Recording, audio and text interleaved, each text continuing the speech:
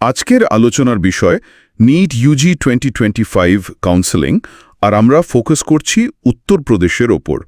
বিশেষ করে পশ্চিমবঙ্গ, ত্রিপুরা বা আসামের যে সব ছাত্রছাত্রীরা 300 থেকে 400-র মধ্যে স্কোর করেছে, তাদের জন্য ইউপি কি একটা ভালো অপশন হতে পারে? কারণ এখানকার 100% আসনই তো ওপেন, আর প্রাইভেট কলেজের সংখ্যাও নাকি সবচেয়ে বেশি। নতুন কিছু গাইডলাইন্সও এসছে বোধহয়, সেগুলো একটু দেখতে হবে। হ্যাঁ, ঠিকই। উত্তরপ্রদেশের এই ওপেন স্টেট পলিসি, এটা বাইরের রাজ্যের ছেলেমেয়েদের জন্য, ধরুন পশ্চিমবঙ্গ, ত্রিপুরা, আসাম থেকে যারা আসছে তাদের কাছে একটা আকর্ষণ তো বটে। কিন্তু এটাও ঠিক যে এই সুযোগের সঙ্গেই আসে বেশ কঠিন কম্পিটিশন।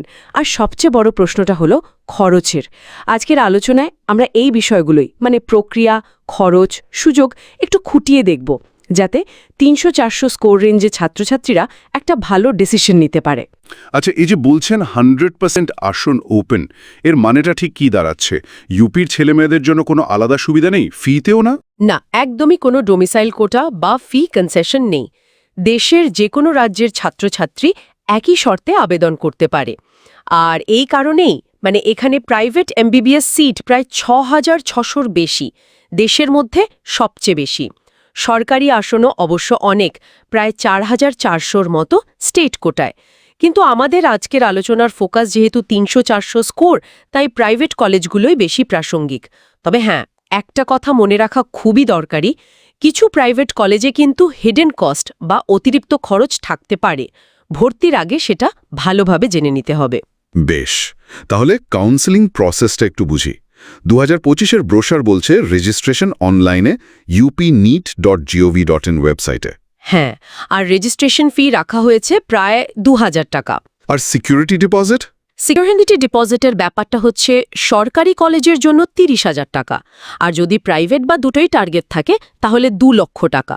আর একটা বড় ব্যাপার হলো এবার ডকুমেন্ট ভেরিফিকেশনও অনলাইনেই হবে, তাই আপলোড করার সময় ডকুমেন্টগুলো যেন একদম ঠিকঠাক থাকে।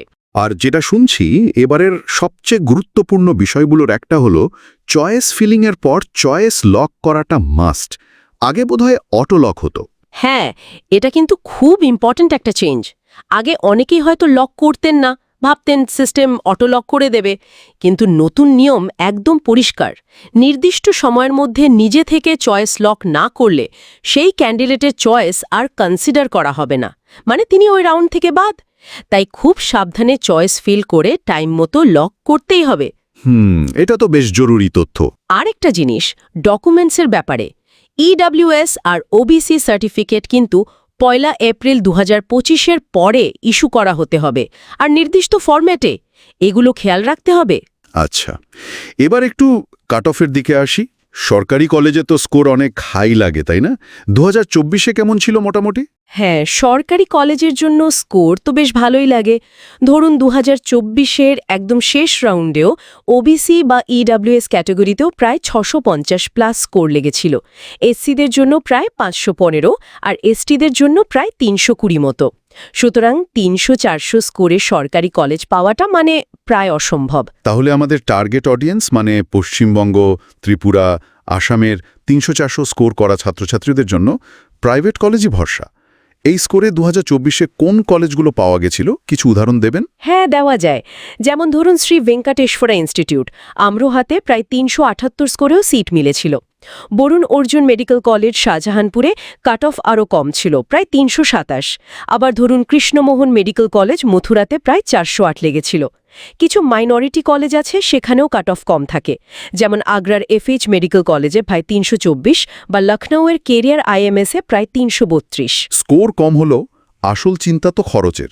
প্রাইভেট কলেজে পড়ার খরচটা ঠিক কেমন? ঠিক এখানেই আসল চ্যালেঞ্জটা। প্রাইভেট কলেজের পুরো কোর্স প্যাকেজ যদি ধরেন, টিউশন ফি, হোস্টেল, মেস, অন্যান্য সব মিলিয়ে সেটা প্রায় 60 লক্ষ টাকা থেকে শুরু হতে পারে।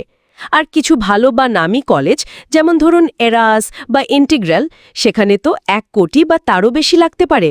প্রথম বছরের খরচটাই প্রায় 16 থেকে 22 লক্ষ টাকা হয়ে যেতে পারে। এটা কিন্তু একটা বিশাল অঙ্কের টাকা।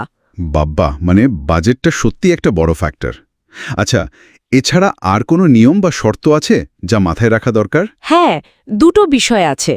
এক, উত্তরপ্রদেশে এমবিবিএস বা বিডিএস করার পর 2 বছরের কম্পালসরি গ্রামীণ সার্ভিস বন্ড আছে। এটা না করলে 1 লক্ষ টাকা ফাইন। আর 2, যদি কেউ কোর্স মাঝপথে ছেড়ে দেয় তাহলে পরের বছর ইউপির স্টেট কাউন্সিলিংয়ে সে বসতে পারবে না। এটাও একটা ব্যাপার। আর স্ট্রে ভ্যাকেন্সি রাউন্ডে সিট কনভার্সন হয় নাকি, মানে ক্যাটেগরি বদলে যায়? হ্যাঁ, হয়। স্ট্রে ভ্যাকেন্সি রাউন্ডে যদি রিজার্ভড ক্যাটাগরির সিট যেমন ওবিসি, এসসি, এসটি বা মাইনরিটি কোটার সিট খালি থাকে, তাহলে নিয়ম অনুযায়ী সেগুলো আনরিজার্ভড বা ইউআর ক্যাটাগরিতে কনভার্ট হয়ে যায়। এর ফলে শেষ মুহূর্তে কাট অফে হঠাৎ কিছু পরিবর্তন দেখা যায়। এটা কারো জন্য সুযোগ আনে, আবার কারো জন্য কঠিন করে দেয়। তাহলে মোদ্দা কথা হলো, পশ্চিমবঙ্গ, ত্রিপুরা বা আসামের 300-400 স্কোর রেঞ্জের ছাত্রছাত্রীদের জন্য উত্তরপ্রদেশ একটা অপশন হতে পারে, কারণ এটা ওপেন স্টেট। কিন্তু দুটো জিনিস খুব ভালো করে ভাবতে হবে। 1, প্রাইভেট কলেজের অমশন খরচ, আর 2, কাউন্সেলিং প্রসেসের খুঁটিনাটি, বিশেষ করে এই যে বাধ্যতামূলক চয়েস লকিং। একেবারে ঠিক।